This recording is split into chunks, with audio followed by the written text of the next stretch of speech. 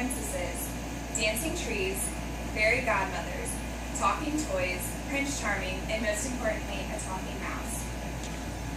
Walt Disney has created a legacy. He showed triumph through hard times and followed his dreams. Walt Disney has proven that with hard work, courage, and ambition, that any dream can come true.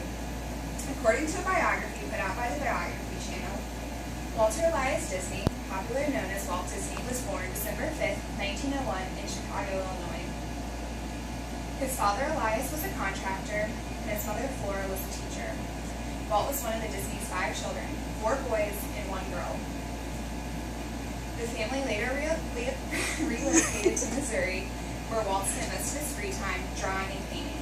He made extra money as a child, selling his artwork to the neighborhood.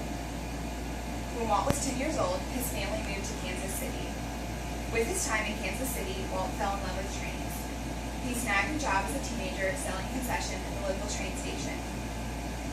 Walt Disney relocated back to Chicago for high school. He attended McKinley High School, where he began furthering his interest in cartooning. He was even a cartoonist for the local school paper. Walt attended high school during the day and took night classes at Chicago Art Institute. At the age of 16, he dropped out of high school. His plan was to join the Army, but he was denied because he was underage. So instead, he joined the Red Cross and was sent to France during World War I to drive an ambulance. So now that I've informed you all about Walt Disney's early life, I will now tell you how he began his cartooning career. After returning from France, Walt Disney joined the rest of his family in Kansas City. He got a job drawing cartoons for the local newspaper. There he met another cartoonist by the name of U.B. Works, and they began making cartoons for the local television station.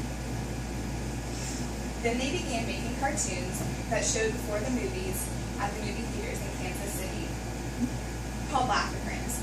Laugh-O-Grams were a huge hit. The early cartoons became so popular that Walt Disney bought a studio and hired multiple employees to make new cartoons. Sadly, the company fell into debt, and Walt Disney had to declare bankruptcy. Walt Disney and his brother Roy took off to Hollywood with a sketchbook and $40 in their pockets. A distributor from New York invested in the company, allowing them to make cartoons. This was the takeoff of the Disney Brothers Studios. The company later hired a paint artist by the name of Lillian, who later became known as the Mrs. Walt Disney. The couple had 2 children, Sharon and Diane. A few years later, the company produced a short cartoon called Steamboat Willie, featuring the one and only Mickey Mouse. Steamboat Willie was a huge hit, leading to the creation of Mickey's famously known friends, Minnie, Goofy, Pluto, and Donald Duck. The company continued creating more cartoons. Next, the company produced Disney's Flowers and Trees Silly Symphonies, which became the first cartoon to win an Oscar. In 1937, Snow White and the 7 Dwarfs was the first full-length movie produced by Disney. Roy, his brother, and his wife discouraged him against this, but Walt continued with the project. Sadly, the movie caused the company to run out of money, but good thing, even though our country was in the midst of the Great Depression, the movie still managed to make $1.5 million and won a total of 8 Oscars. The company grew, producing movies we've all probably seen at some point in our lives. Cinderella, Dumbo, Peter Pan, Sleeping Beauty, and the list goes on. So after this, the company began producing live-action programs such as Zorro, Davy Crockett, Mickey Mouse Clubhouse, and the first movie being Mary Poppins. So now that I've given you the basics of Walt Disney's cartooning career, I'm going to tell you a little bit about Disneyland.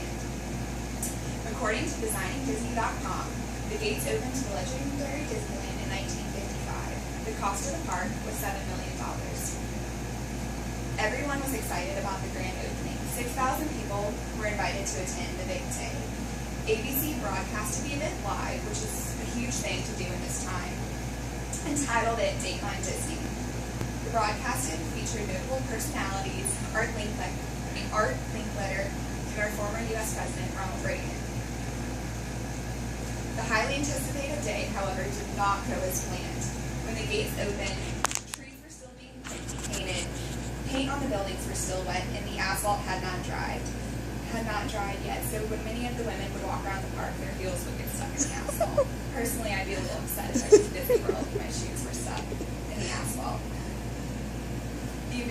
so popular due to counterfeit tickets that by the end of the day, over 28,000 people were at Disneyland. Many of the rides broke down during opening day, and due to the overcrowdedness and the scorching California temperatures, the park ran out of food and beverages. And to top all of this chaos off, the park had a gas leak and had to shut down and skip half of the opening day festivities. Many people predicted that the park would fail, but Walt did not give up. A few years after the official opening of Disneyland in California, Walt Disney began designing plans for another theme park to be built in Florida. Sadly, Walt never got to see the finished product. In 1966, Walt Disney died of lung cancer. His brother Roy, however, completed the plans of the park, and it opened in 1971 in Orlando, Florida, naming the park after the legend himself, Walt Disney World. Millions of people now visit Walt Disney World each year, giving it the nickname the happiest place on earth. Now you all have learned about the magic of Walt Disney. Walt Disney moved to California and with a sketchbook in his hand and $40 in his pocket.